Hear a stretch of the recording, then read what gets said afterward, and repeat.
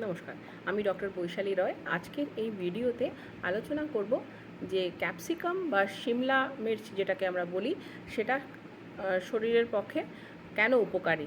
হ্যাঁ, এই যে শিমলা মির্চ বা ক্যাপসিকাম, আহ, এই এই এটা যেহেতু একটা রঙিন সবজি, এটা শরীরের পক্ষে খুবই ভালো। এটার মধ্যে প্রচুর পরিমাণে ভিটামিন সি থাকে, যেটা আমাদের ইমিউনিটি বা প্রতিরোধ শক্তি বাড়ায়।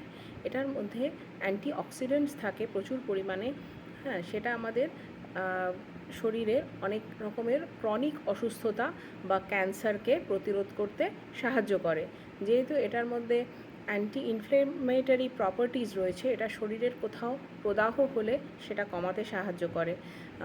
এটা যারা ওয়েট ওয়াচার্স, যারা ওজন কমানোর চেষ্টা করছেন, তাদের জন্যও ভালো, কেননা এটা খুব লো ইন ক্যালোরিজ, কিন্তু এটার মধ্যে প্রচুর পরিমাণে ফাইবার এবং জল থাকে। সেই জন্য পেট ভরে থাকার কারণে এটা কিন্তু আমাদের ওয়েট কন্ট্রোলে সাহায্য করে।